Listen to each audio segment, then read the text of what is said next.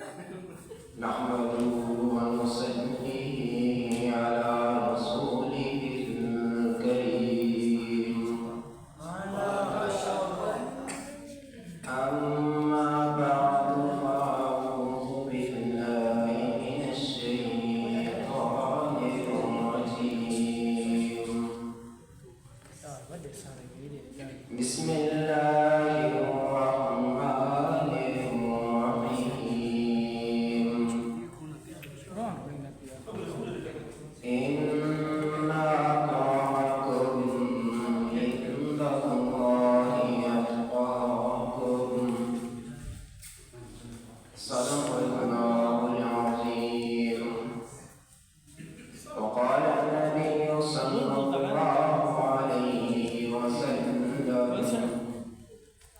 إن الله لا ينظر إلى صوركم وأموالكم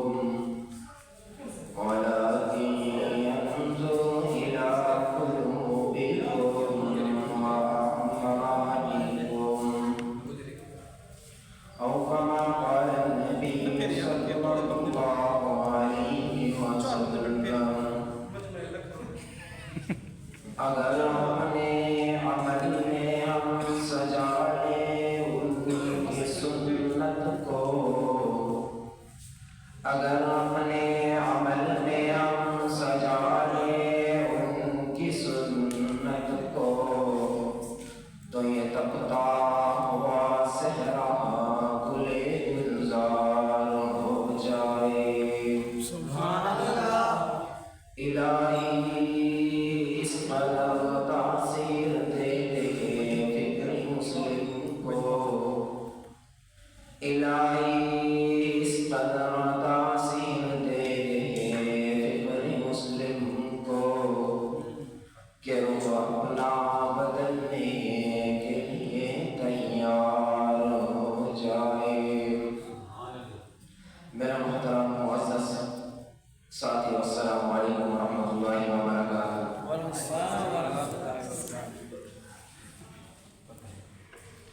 میں آج جس موضوع پر اللہ کشائی کرنے لگا ہوں وہ ہے تقویٰ آج میں آپ حضرات کے سامنے تقویٰ کے موضوع پر چند معلومات پیش کروں گا قرآن پاک میں تقویٰ کو انسان کے لیے سب سے اعلیٰ مرتبہ قرار دیا گیا ہے لیکن لوگ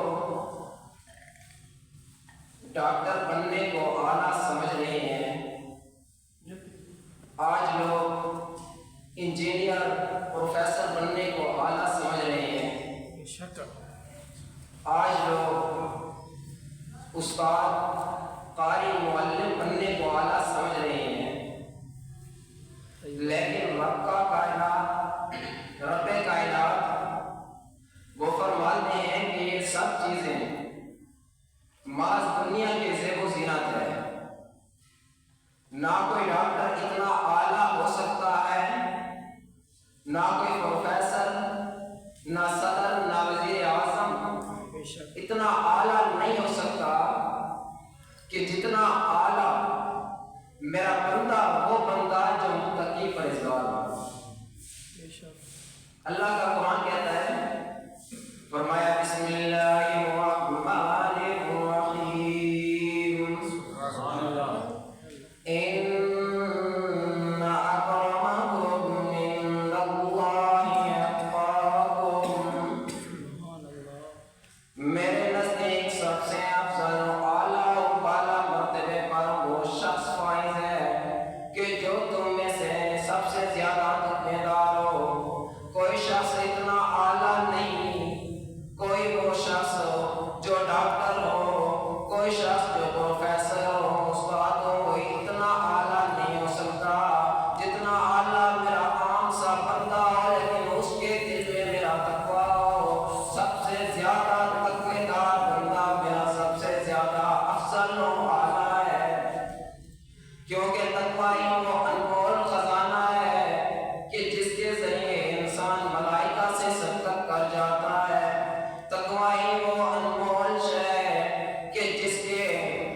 کے ادا کرنے سے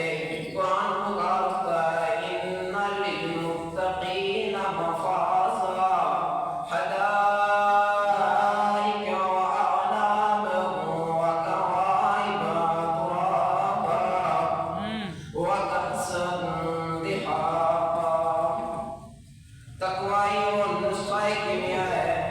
کہ جس کے ذریعے اللہ تعالیٰ بگڑی بناتے ہیں اور اس کی فرمانیاں عطا فرماتے ہیں۔ میرے پاک پیغمبر امام الانبیاء پیغمبر اپنی ایک حدیث مبارکہ میں فرماتے ہیں